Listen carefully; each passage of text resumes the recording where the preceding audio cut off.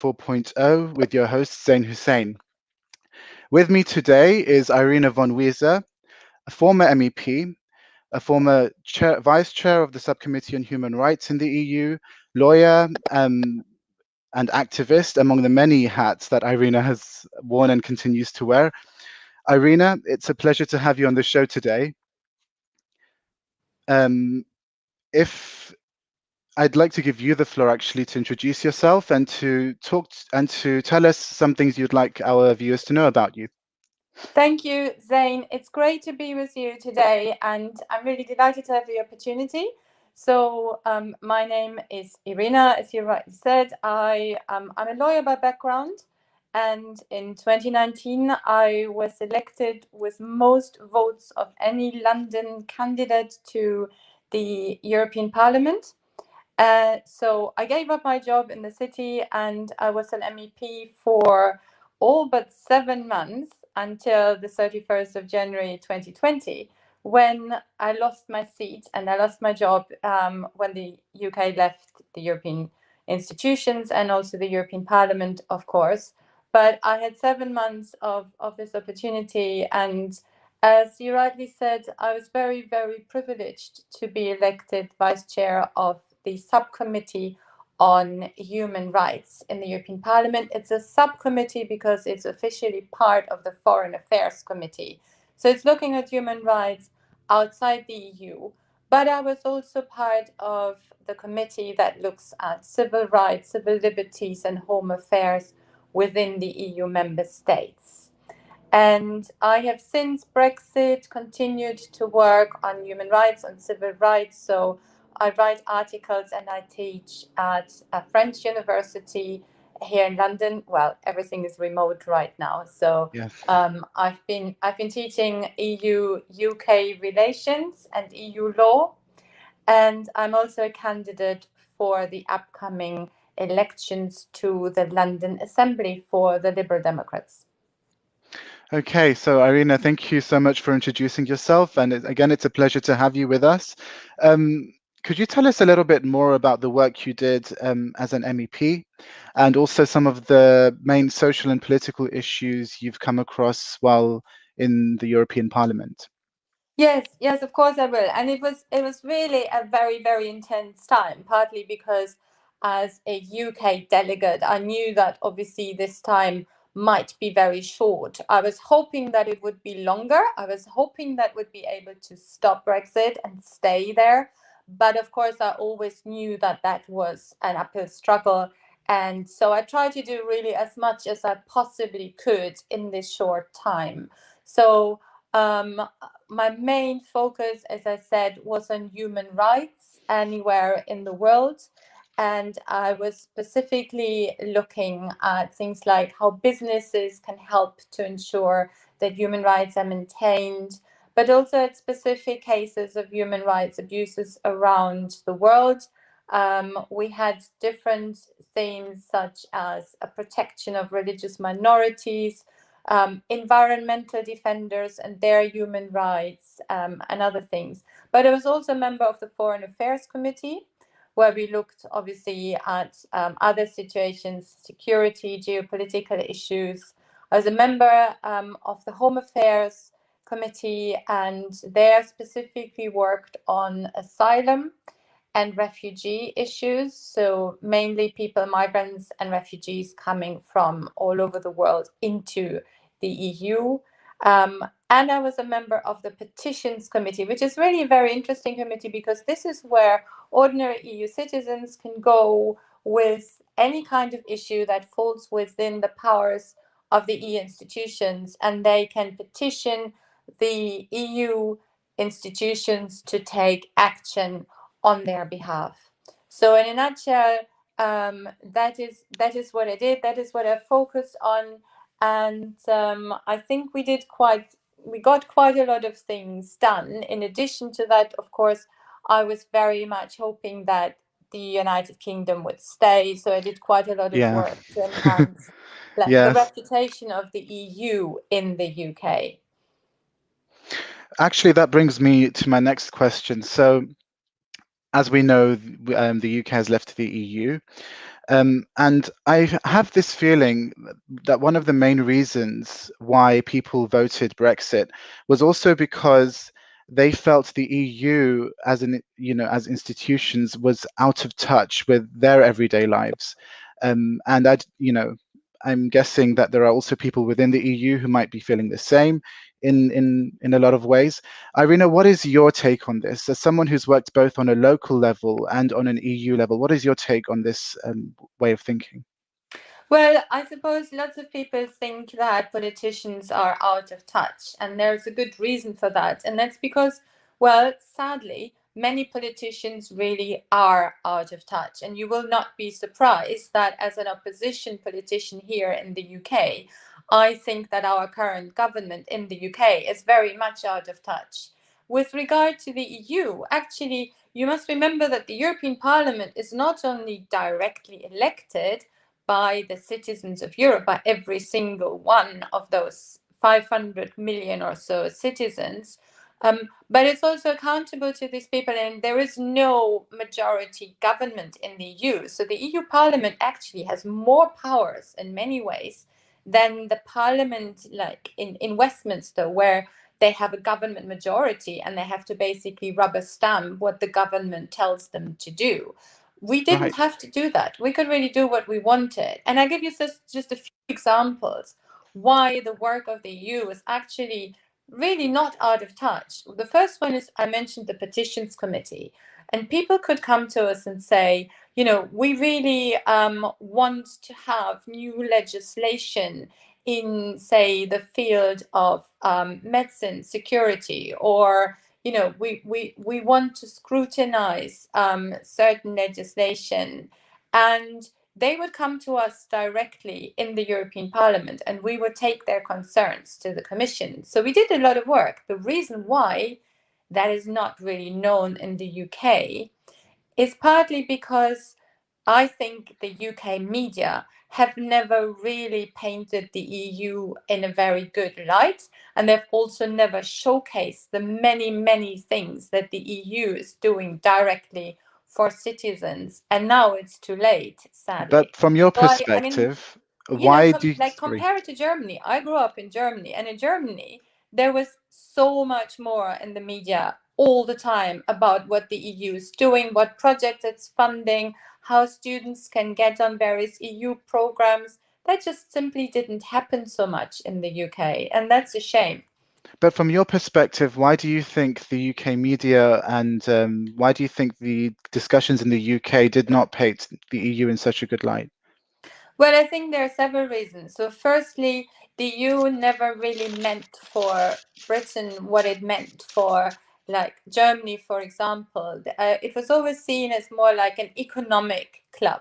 So, Right. free trade, and you know, it was important because of the financial and economic implications. Whereas for many other member states, it was about peace, friendship, exchange, cultural exchange, making sure that there would never be a war between European countries again. So there is a very different concept of what the EU is in different member states. And the other thing is, frankly, I think that there were a lot of things going wrong in the UK, a lot of misery brought about by austerity, etc. And it was really easy to blame the EU for those things that went wrong rather than blame the UK government. And that is what consecutive conservative governments have done. So no wonder the EU was seen in a bad light. And I guess one of the, sorry. Oh, okay. I guess one of the other reasons why I feel like a lot of people voted against the EU was the issue with immigration, and they felt like being in the EU somehow meant that our borders were less secure. I've seen and heard this way of talking, and that leaving the EU would give us some form of more sovereignty over our borders and more sovereignty over, who we are as Britain and the UK. What are your thoughts on that? Yeah, this is one of the great myths about Brexit. One of the lies that was peddled by Boris Johnson and Nigel Farage and others, that they really used sort of anti-immigration sentiment and xenophobia to push the Brexit message. The truth is that actually, when now that we don't have freedom of movement, we still have the illegal immigration, but we don't have the legal migration.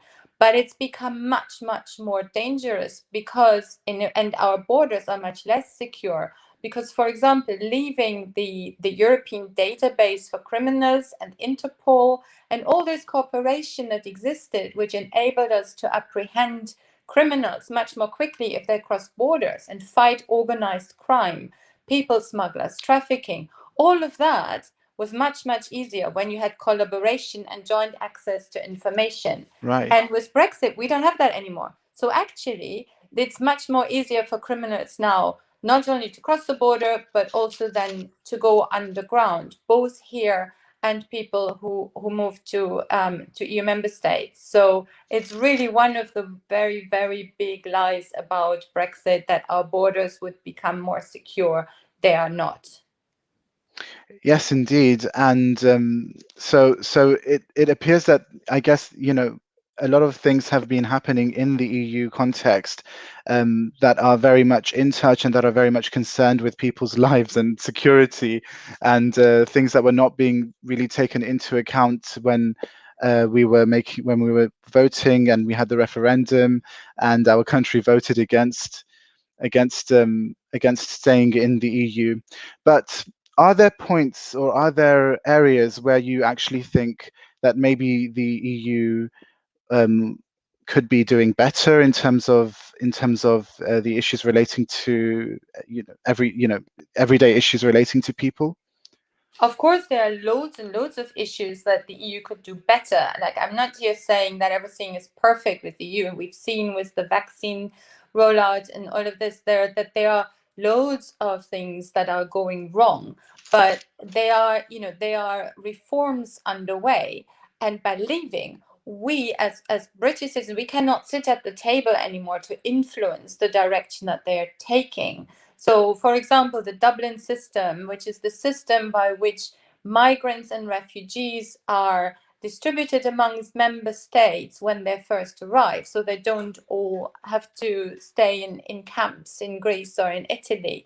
That system is now being reformed, and it's really important that this works better and that it's fairer on migrants and refugees. And I fought very hard for the reform of that system when I was an MEP, but of course I lost my seat, so I can't do that anymore. And I think that is a great shame because there is a lot of work to do. Yes, indeed. I would like to ask you more of a personal question as somebody who was a member of the European Parliament. So, could you give us maybe more of an insider perspective of somebody, what was it like for you on a very personal level to be a member of the European Parliament? And, how do you think that things changed for you from the point you started till the point that you had to leave?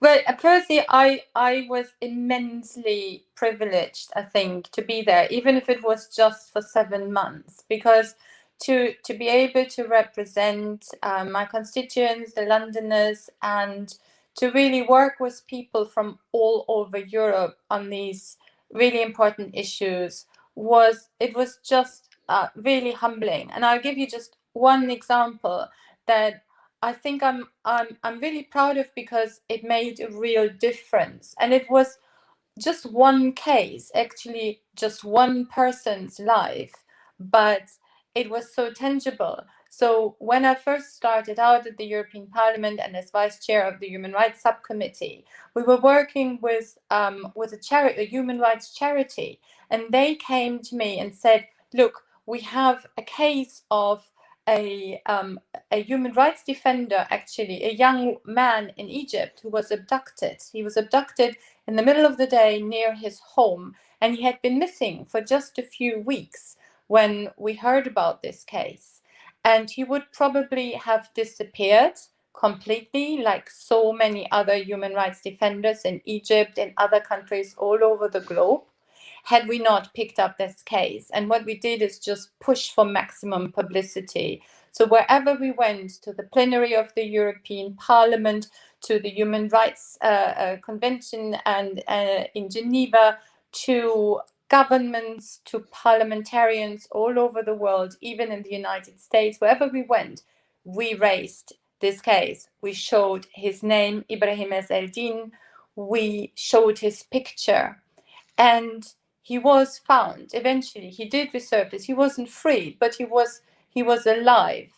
And I believe that through this campaign and through teamwork with all the different parliamentarians, with the human rights charities that were involved, with so many people all over the world, we managed to save this life. And if we can do that, if we can save one life, then it's really been worth it. Because remember, it's not just this one life, it is bringing human rights awareness to people that will save many others who may not be abducted and not be incarcerated. So I feel very emotional about this particular case, but of course there were lots and lots of other things, and I cannot tell you how hard these people work. Most of the members of the European Parliament, they're really passionate about what they do, no matter where they come from, what party they come from. The vast majority of them really do a lot of hands-on work. Amazing. So we've just received one comment. Maybe you can talk about the rise of the far right across the EU. Are there a few words? I mean, would you like to deal with this now? Would you like to say maybe a few words about this?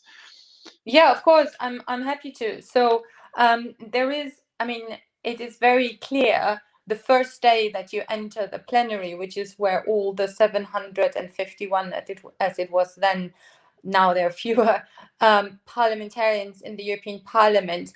It's very clear to you, because of where they physically sit, that there is a very vocal, very radical right extreme group. Because they will sit together, and the Brexit Party was somewhere near them. But there were many others from many different member states, west, east, south, north, unfortunately.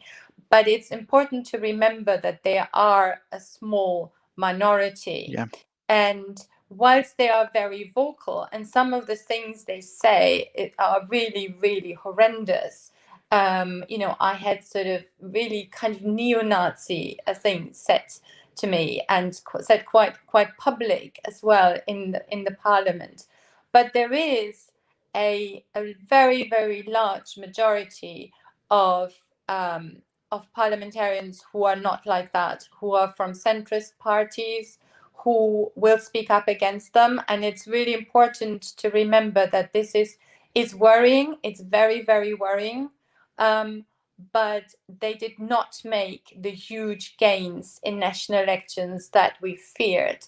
In some countries they did, but in other countries they didn't. And the important thing is to see them as what they are, which is a real threat, a real danger, but one that we can fight if we work together with other countries and across parties, and keep them out. And that is what we did. We kept them out of the most important committees. We kept them out of the bureaus, which are the sort of the chair positions, by working together with the non-extremist parties.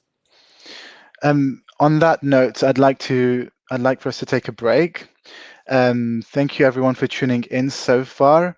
You've tuned into Revive FM 94.0 with your host Zain Hussain in a discussion with Irina von Wiese. We're going to pick up this discussion after the break, so please don't go anywhere. Amigos, the signature name when it comes to burgers and shakes. Our succulent burgers are prepared in front of you while you wait. Whether you go for our 6-ounce Mexican or our 10-ounce Texan, or you decide to go for our messy fries or our buffalo wings, one thing you're guaranteed is quality. Dine in with your friends and family at 400 Cranbrook Road, Gants Hill, or order in on Uber Eats, Just Eat or Deliveroo. Amigos, hats off to great burgers. Nitro Treats, the dessert lab where your treats are formulated before your very eyes. Keep cool with our flavoured shaved ice, or chill out with our exclusive Dragon Breath Nitro ice creams. Experiment with our selection of mojitos or indulge in our traditional faludas or lassies. Visit Nitro Treats at 210 Ilford Lane, where our nitrologists remain ready to serve. Nitro Treats. It's nitrolicious.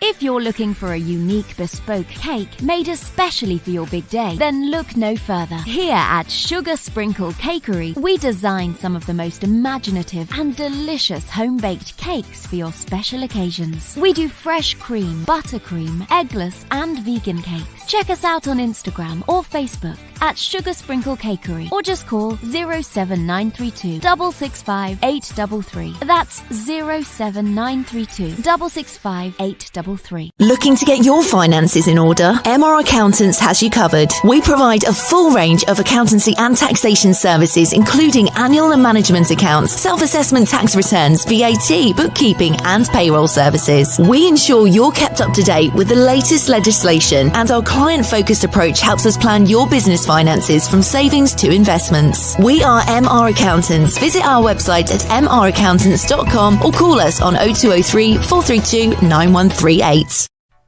Thinking about selling or letting your home? With Maxwell Estates, you don't need to look any further.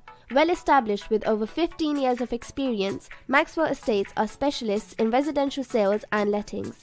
We manage over 200 properties in and around Northwest London, keeping our landlords and tenants updated with all the latest laws and legislations. Based in Edgware, our experienced specialist negotiators always ensure we maximise the full potential of your property. Call us now on 0208 952 0808 for a free no obligation quotation, or visit our website www.maxwellestates.co.uk for further information. Maxwell Estates, the name you can trust. Kebabish Original, one of the biggest names in the restaurant trade. Visit your local KO to experience the thrill of the grill and the most authentic Pakistani cuisine. From our kebabs to our curries, and from our mixed platters to our peri-peri, our chefs prepare your food in front of you while you wait. KO is now offering franchise opportunities. To take advantage of our proven and successful business model, contact us on 0208 446 7779 or visit kebabishoriginal.co.uk. Revive FM 94.0 on the radio, on your mobile, and online. Hello and welcome back to Revive FM 94.0 with your host Zain Hussain. I'm joined here with Irina von Wiese, former MEP and former Vice Chair of the Subcommittee of Human Rights in the European Parliament. So I want to start this segment of the show by talking about some of the comments and some of the new immigration plans put forward by Priti Patel, our Home Secretary, a few days ago. She said that under the new plans, those asylum seekers arriving to the UK through irregular means will possibly be deported to the safe country that they have just traveled from. A safe country being a country where they could have applied as asylum seekers over there. Even if their asylum claim is successful, they will still have fewer rights. They will be under a temporary protection status, which means that they will have regular reassessments of their removal from the UK, limited family reunion rights, and limited access to benefits. And also, the use of offshore reception centres will also be considered, where asylum seekers will be sent while their claims are being heard. So, Irina, what are your thoughts on these very troubling new immigration plans?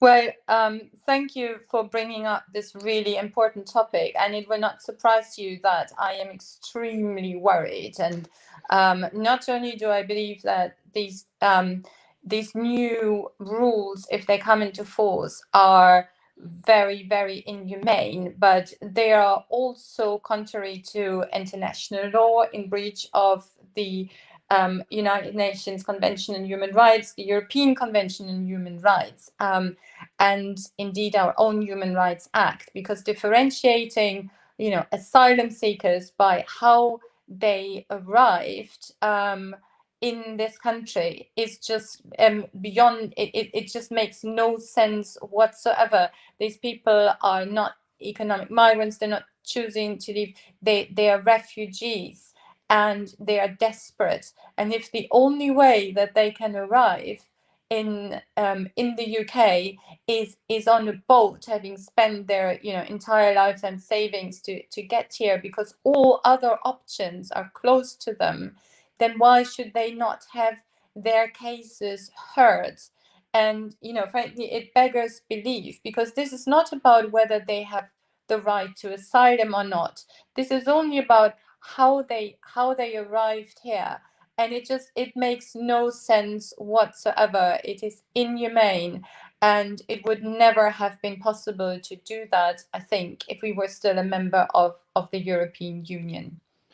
I think people really don't understand the gravity of what it means to have left the EU, and I think this is just one of those examples which have, these types of policies have been allowed to go forward, and they would, as you say, they would have been much less likely if we were still part of the EU. I mean, for me, it's almost really, it's in one sense, I mean, I want to say it's surprising that we got to this stage, but another part of me isn't that surprised, especially around when the referendum was happening. There was also a lot of demonization of immigrants and migrants, and talk about, as I've said before, greater control of our borders, greater sovereignty. And you've already discussed this in the previous segment, in the previous section of our discussion, about how these things are just myths.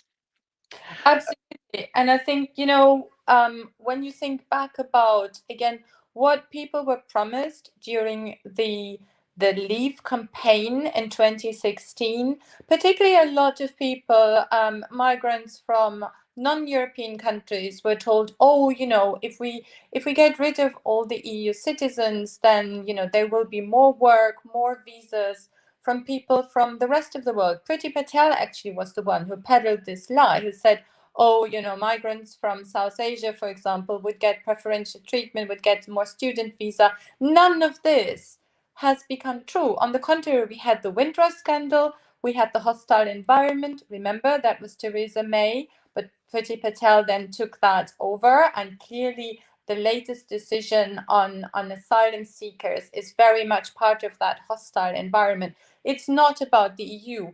It's about not wanting to have any immigrants, not wanting to have foreigners. And we've seen that Brexit has given legitimacy to xenophobia, to Islamophobia, to all kinds of hate crime. The 2 days after the referendum, some Polish citizens were attacked in front, like literally 5 minutes from where I live. There's the Polish center in Hammersmith. People were beaten up in the street because they spoke Polish to each other. That is when I decided that I was going to try to stop Brexit and run for the European Parliament. Yes, thank you for sharing your thoughts on this. And these developments are really upsetting, but for me, and I'm sure for you, are not really surprising, given how things have been progressing over the past few years and how we now also have left the EU. And you've actually mentioned a point that I wanted to raise, and how the representation of asylum seekers and refugees, and especially around Brexit time, is also linked to other forms of racism, such as Islamophobia and anti-immigrant racism, anti-Polish racism. Can you maybe talk a little bit about how such forms of racism or prejudice, such as Islamophobia or anti-immigrant racism, how these things were being discussed while you were in the European Parliament, and if you think that these things were being dealt with enough, these forms of racism and prejudice? Well, I think, like many places in the world, these issues were discussed quite a lot, but and clearly more needs to be done to fight racism, anti-Semitism, Islamophobia, not only in the UK, but sadly in many, many other European countries and worldwide. We've seen recent attacks on East Asians and Chinese people in the US.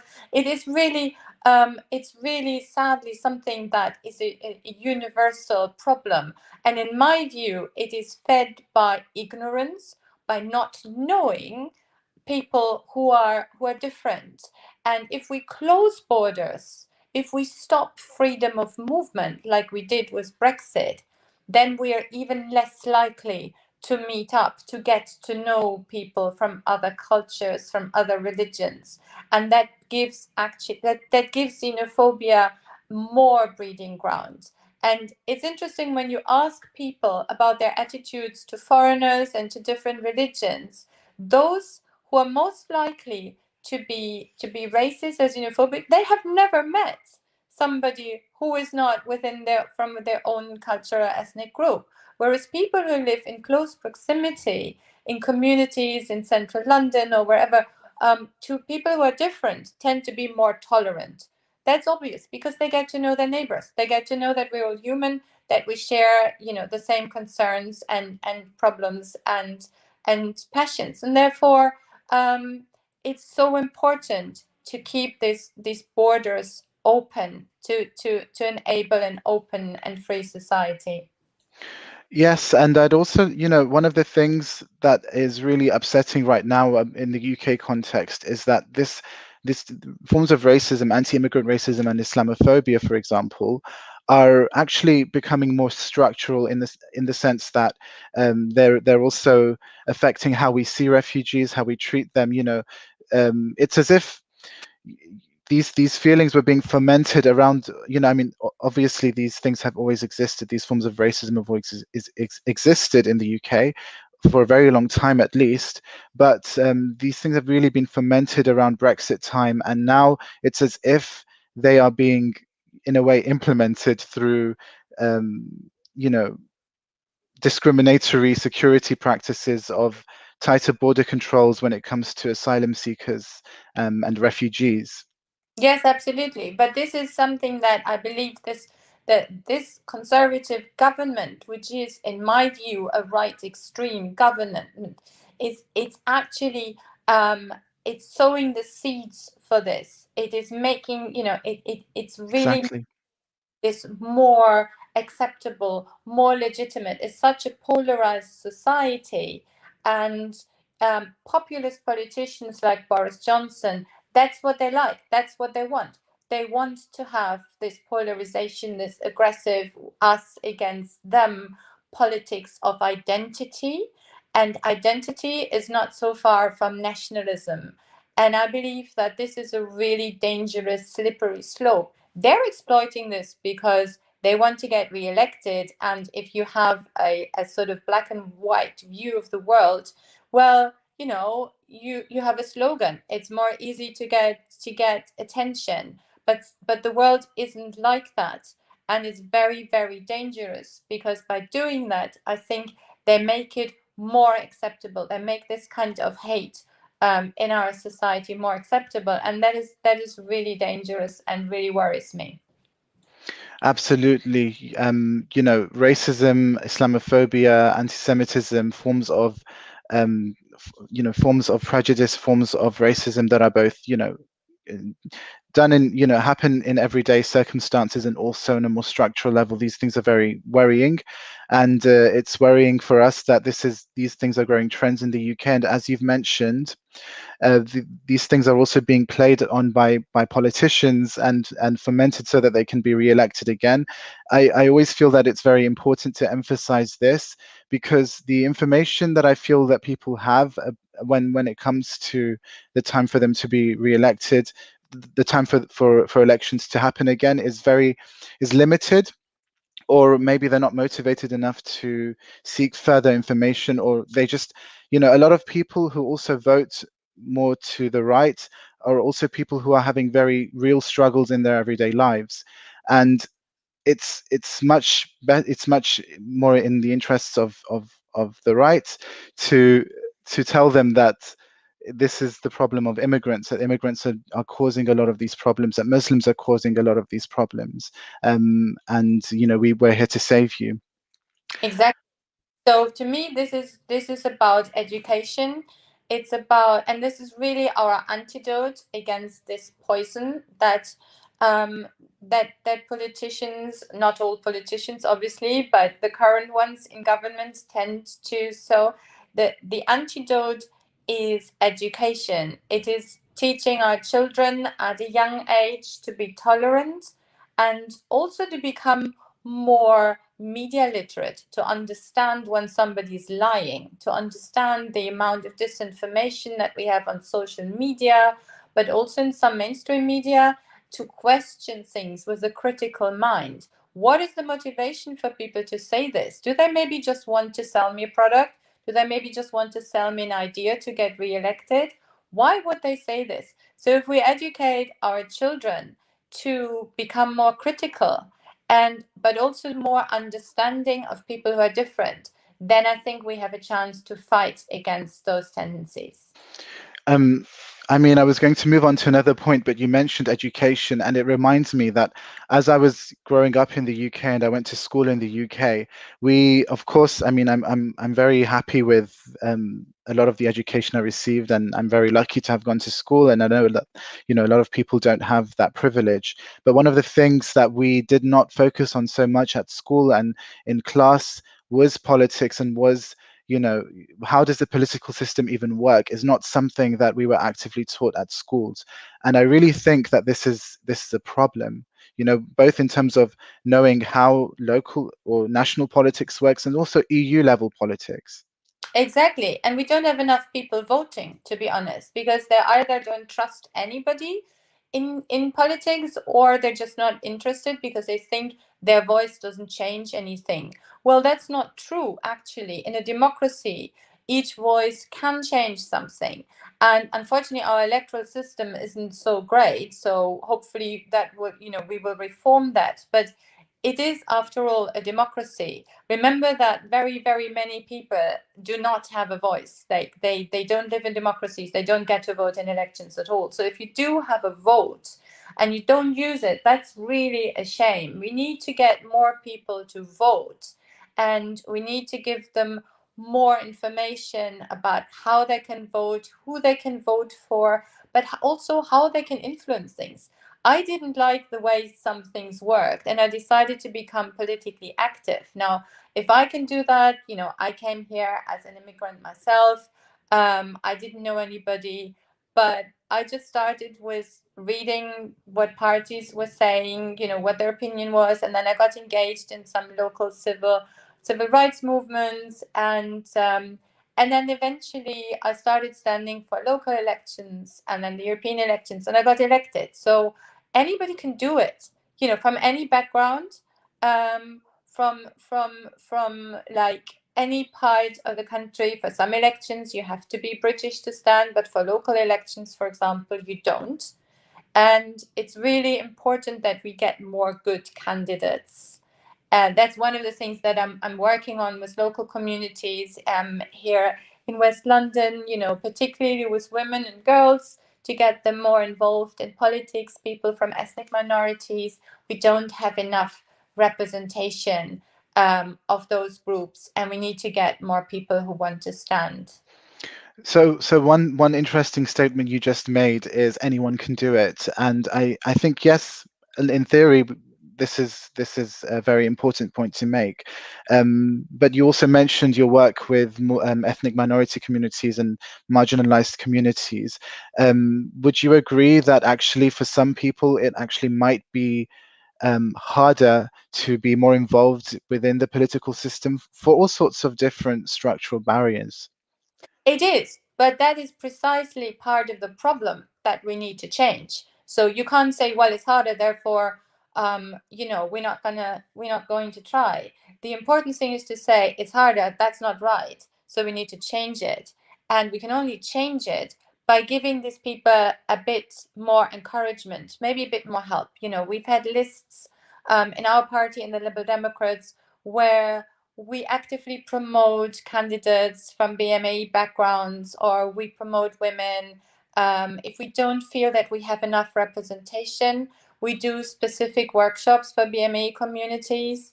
And we constantly work with schools and sixth form colleges and apprentices to get young people to be more engaged. We can change it, and we can particularly get better representation of those minority groups, but it's a long process, and it always takes someone to take the first step, if you see what I mean.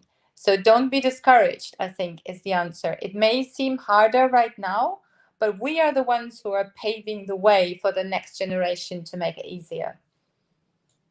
So yeah, thanks for these very, I would say motivational points that you've just made. I want to move back into our conversation about asylum seekers and refugees, and I understand that you've also done some work in this regard, both on the level, as vice chair of the subcommittee on human rights, but also you've also hosted refugees. And could you tell us a little bit more about the work that you've done in this regard? Yes, of course. So, I mean, I'm the child of a refugee and the grandchild of a refugee. I was very lucky that myself, I'm not a refugee. I'm a migrant, though. I came to this country in '96 with just a degree, and started really my work here and built a new home. And I'm really grateful for being able to do that. But I've always felt strongly about migrant and refugee issues. So when we had a spare room in our house, I decided to make that available to homeless refugees. There is a great organization called Refugees at Home, and they are looking for hosts who are willing to host asylum seekers and migrants who may not have found a home yet, or may not be eligible for any housing because their claim has just been granted, or they're still waiting for a decision. Many of them are homeless. So if you have a spare room, you can host people from anything from 2 days to years and years. I mean, I had a young woman stay with us for 4 years from Ethiopia, and it was a great experience. And it wasn't just one way. Like, I didn't feel like I was just giving her a place to sleep and some food, but she was giving me and my teenage daughter so much back, so much in terms of lessons about life, not taking our immensely privileged life for granted. And particularly for a teenager who's never experienced, any type of upheaval and hardship, luckily, I think that is just such an important lesson. So it was a really, really good experience, and it made me also aware of the very technical, logistical difficulties and needs that asylum seekers have when they come to this country, and sadly of the hostile environment of the administration, which we already talked about. What you've just said has kind of raised a lot of things that I really want to unpack and discuss in greater detail, but we do have to take a break soon. But before we go, I have one more question to ask you. Do you think that the EU could be doing more to help asylum seekers and refugees? And do you think the EU could be doing more or a better job in this respect? Yes, I think unequivocally, yes, the EU can do a much better job. They need to reform the system for distributing migrants across the EU member states, the so-called Dublin system. They also need to reform the way they define asylum seekers. So when I was working there, one of my tasks was draft legislation, the so-called Asylum Qualification regulation, which is basically new law that looks at who is an asylum seeker, and the lines are increasingly blurred, whether you are at risk of starvation because of economic hardship, or whether you are at risk of death by persecution, or indeed because climate change means that you're your livelihood is in danger. We need to think about, the EU need to think about how to define this. And I believe they also need to be much fairer in the way that people are resettled. Then there's things like safe passage. So we shouldn't have people dying in the Mediterranean on dinghies. We should have a safe passage for people who qualify for asylum to come to a country where they may have relatives or friends. And each country should really take responsibility according to, for example, their own capacity. And there are so many rich nations. The UK has done really poorly, given that we are one of the richest former member states, the richest countries in Europe. We've taken a fraction of migrants and refugees from, for example, Germany has in the past.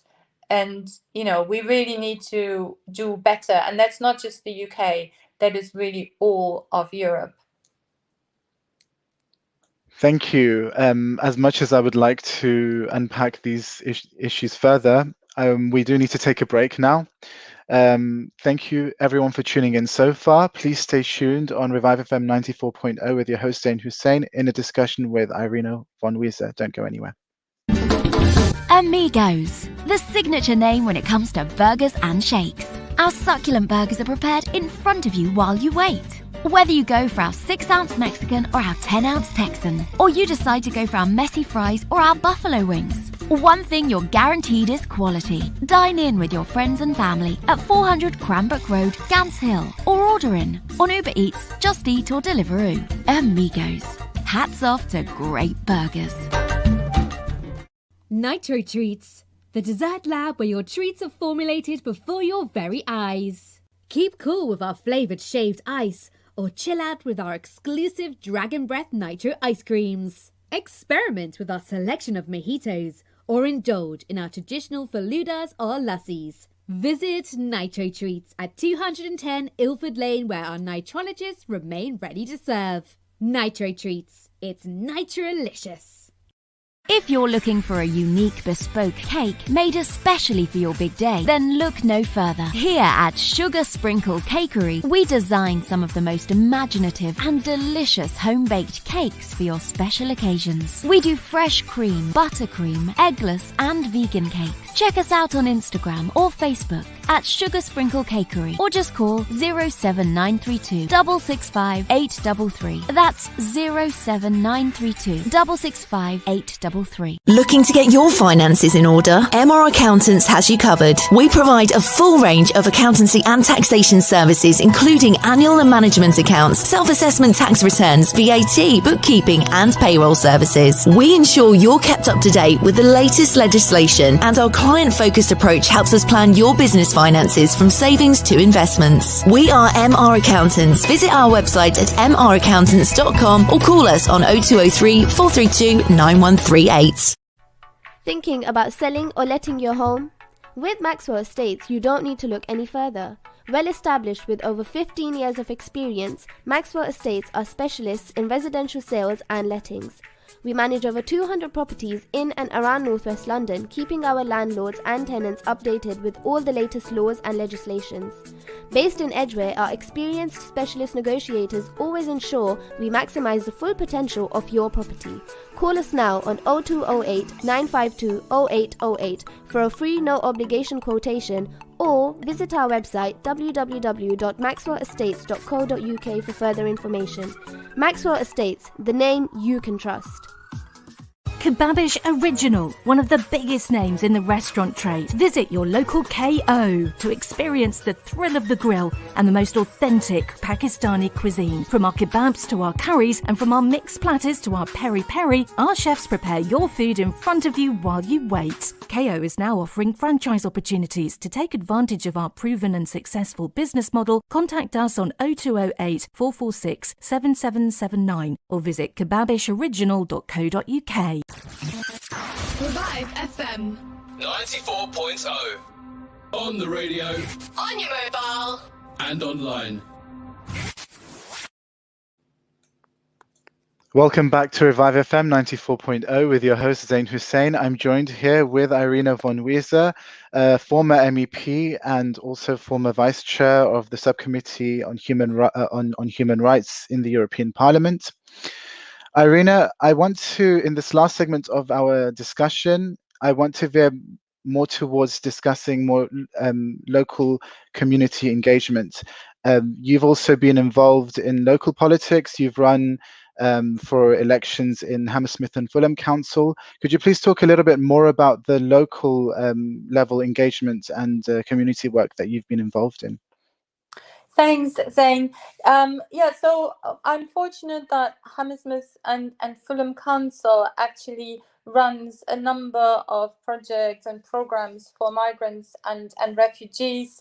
I've been engaged at a local level, which in many ways is great because you actually get to do much more on the ground. You get to know local people. So Refugees Welcome is another charity that I work with and who have a presence here in West London, where we invite asylum seekers, refugees, and volunteers to come together for anything like practical advice, but also language classes. We usually have some legal advisors, and I'm not an immigration lawyer, so although I'm a lawyer, I'm not really well qualified to advise people on their immigration cases. But we would invite immigration lawyers to come and give advice. All of this, of course, is free, and it gives people a place to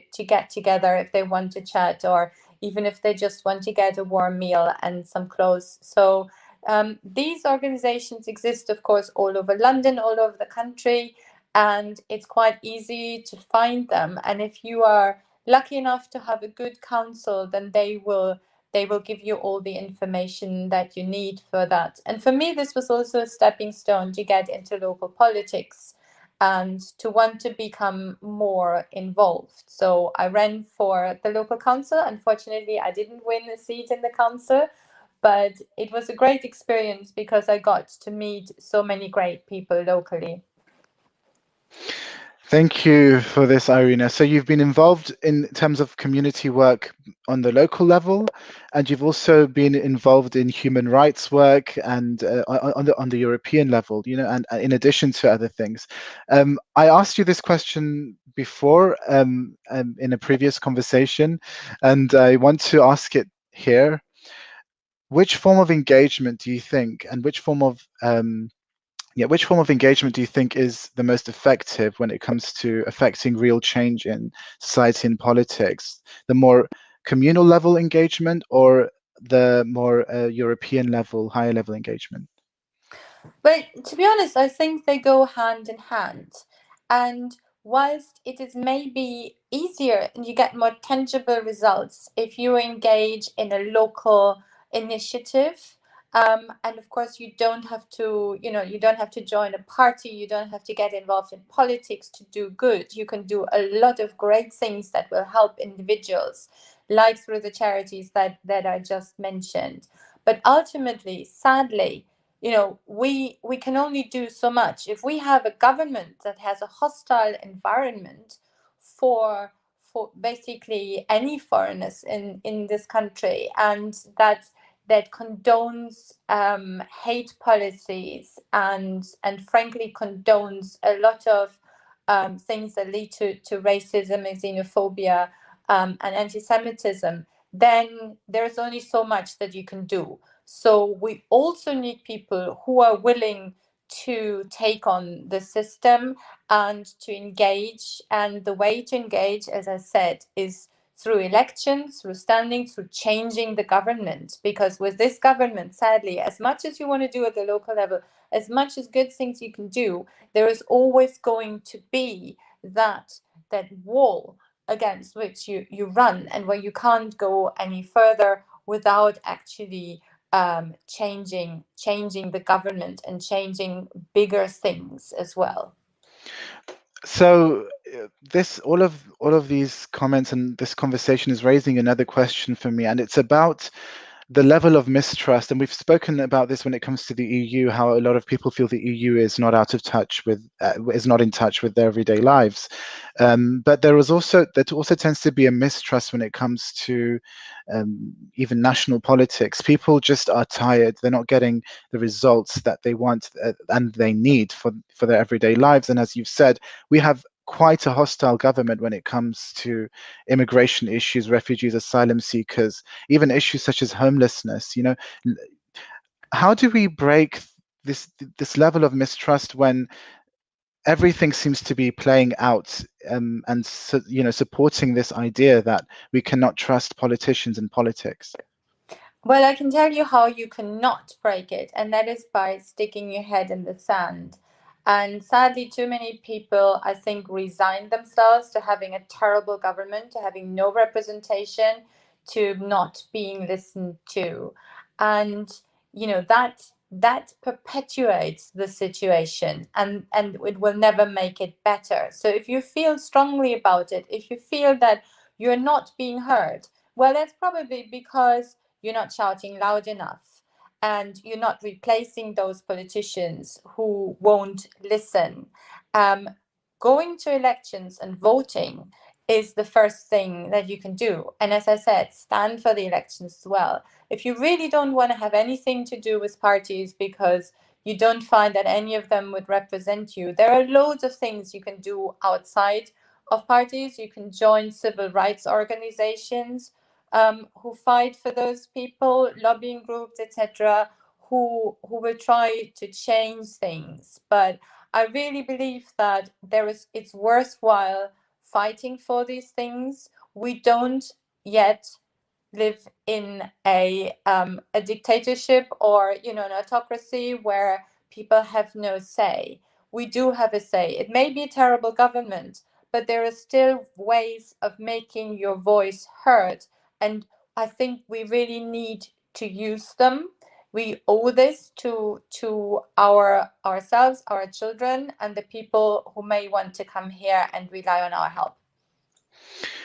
So, Irina, unfortunately, we've come to the almost the end of our show, and for me, the time has passed really quickly because this conversation has been enlightening and incredibly interesting. Hearing about the work that you've done on the EU level and on the local level, your perspectives about all sorts of different issues, from Brexit to asylum seekers and refugees to immigration.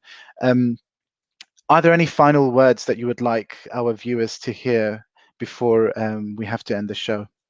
Well, I could go on for hours. As I think you've gathered, I feel really passionate about these issues. And I just want to reiterate, it doesn't matter really who you vote for, what you decide you want to support.